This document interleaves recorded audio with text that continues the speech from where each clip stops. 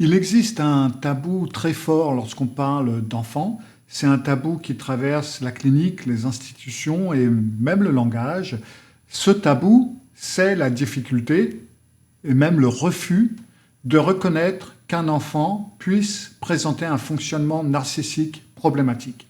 Alors, je ne parle pas de morale, je ne parle pas de condamnation, condamner quelqu'un au narcissisme, mais c'est le narcissisme comme une organisation relationnelle durable qui va produire et qui produit des effets très concrets sur son entourage et qui va continuer à produire des effets concrets, très concrets sur son entourage. Ce n'est pas un refus anodin. Ce refus a des causes très précises et surtout il a des conséquences très lourdes, en particulier pour les parents. Ça va être le sujet de cet épisode du Psy chez vous. Cyril Malka. Le Psy chez vous.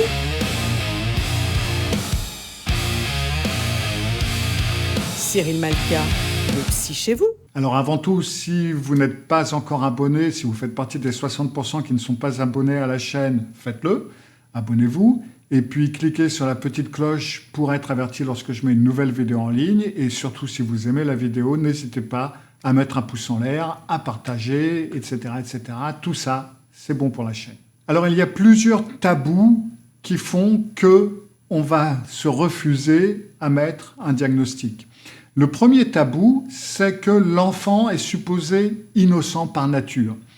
Dans l'imaginaire collectif, l'enfant est perçu comme vulnérable, il est perçu comme malléable et il est perçu comme fondamentalement innocent. Et là, en fin de compte, quand on parle d'innocence, on n'est plus dans le domaine de la psychologie, on est dans le domaine de la religion, de la morale, de certains principes, mais ça n'a absolument rien à voir avec la psychologie. Et si on reconnaît un fonctionnement narcissique chez un enfant, c'est donc vécu comme une transgression de ce fameux tabou, comme si on faisait porter à l'enfant une intention malveillante, une méchanceté, donc que l'enfant ne serait pas innocent. L'enfant ne peut pas être narcissique, dira-t-on, parce qu'il n'est pas encore construit. Et le fait est que le narcissisme, ce n'est pas une intention morale. Encore une fois, on n'est pas dans la religion, c'est un mode de relation qui est une relation à soi et une relation aux autres.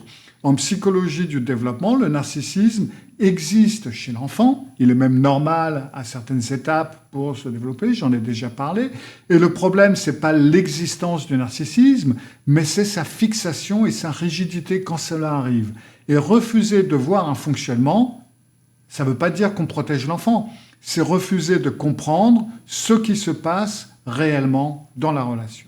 Un autre tabou dont on parle dans ce genre de situation, c'est cette peur de figer, entre guillemets, l'enfant. C'est-à-dire qu'on a peur de l'étiqueter, on a peur donc de le figer, on a peur de le condamner, et surtout de le condamner trop tôt d'ailleurs. Et généralement, on va vous dire, oui, mais non, mettre ces mots, ça veut dire qu'on va enfermer l'enfant dans une identité. Et c'est faux, parce que ce qui fige un enfant, ça n'est pas le fait de nommer un fonctionnement, c'est l'absence de lecture adaptée. Quand on ne nomme rien, eh ben on répète les mêmes erreurs, on va maintenir des cadres qui ne sont pas adaptés et on va laisser la relation se rigidifier en quelque sorte.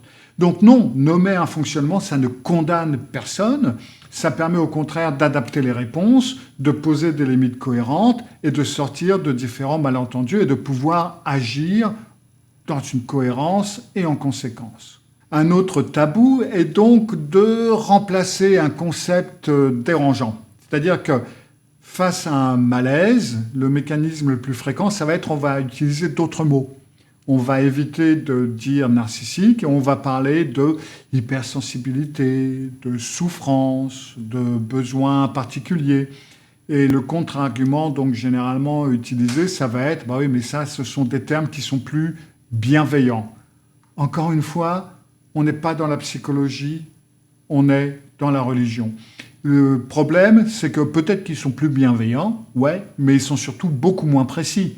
Parce que ces termes n'expliquent pas la manipulation, ils n'expliquent pas l'inversion des rôles, ils n'expliquent pas l'attaque des différentes limites, et ils vont déplacer systématiquement la responsabilité vers l'environnement. Et le langage devient donc un outil d'évitement et pas de compréhension. Et donc, CQFD, on ne peut pas régler le problème. Autre tabou fondamental que j'ai entendu des centaines de fois, ça va être la difficulté en quelque sorte à distinguer souffrance et fonctionnement. Le contre-argument que j'entends régulièrement, c'est « mais s'il agit comme ça, c'est parce qu'il souffre ». Alors, un enfant peut parfaitement souffrir, hein, je suis tout à fait d'accord avec ça, mais il peut parfaitement souffrir et fonctionner de manière narcissique. La souffrance n'explique pas la manipulation.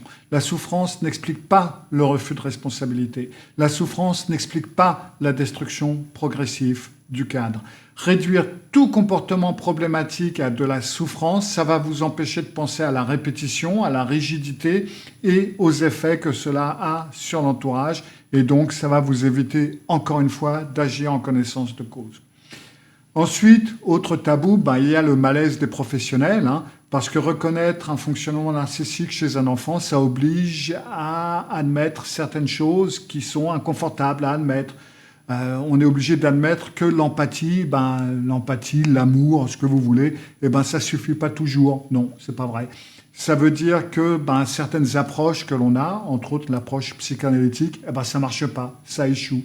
Et puis ça veut dire aussi que la relation, c'est pas tout. La relation aux parents, ce n'est pas tout. La relation a des limites. Alors, le contre-argument qu'on vous dit, c'est oui, mais il faut toujours privilégier la compréhension. Ouais, la compréhension, c'est bien, mais c'est pas une stratégie universelle, c'est pas vrai. Alors, dans certains cas, la compréhension, elle risque de renforcer la toute-puissance du sujet, dans ce cas-là de l'enfant. Elle risque de valider l'absence de limites. Elle risque d'alimenter l'inversion des rôles et refuser de voir ça. Ça va protéger le professionnel, hein, mais ça ne va pas protéger l'enfant. Et ça ne va surtout pas protéger l'entourage de l'enfant. 6e tabou, c'est que quand on refuse de nommer le problème chez l'enfant, alors qu'il y est, on est bel et bien obligé de trouver une cause ailleurs. Et là, vous me voyez déjà arriver avec mes gros sabots, parce que cette cause, ça devient presque toujours l'éducation, le cadre et la posture parentale.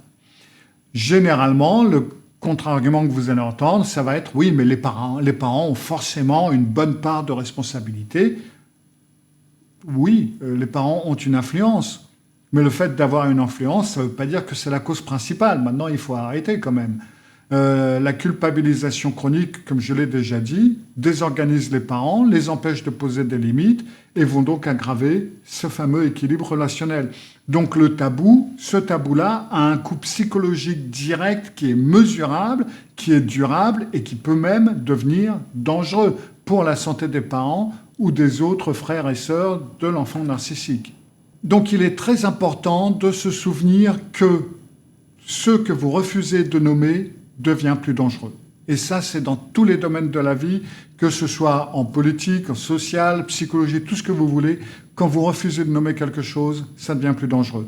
Ne pas reconnaître un fonctionnement narcissique, ça ne va pas aider l'enfant, ça ne va pas protéger la relation et ça ne va pas empêcher la souffrance. Au contraire, le cadre va s'effondrer, l'entourage va s'épuiser et les conflits vont devenir chroniques. Nommer, ça ne veut pas dire condamner. Nommer, ça vous permet d'agir de manière plus juste pour l'enfant et surtout pour ceux qui l'entourent également. Je parle de tout ça dans mon dernier livre, L'enfant narcissique, que vous pouvez trouver sur Amazon, sur Kobo. Et je mets le lien en description au cas où ça vous intéresserait. Je vous retrouve la semaine prochaine pour d'autres vidéos. Cyril Malka. Cyril Malka, le psychiatre.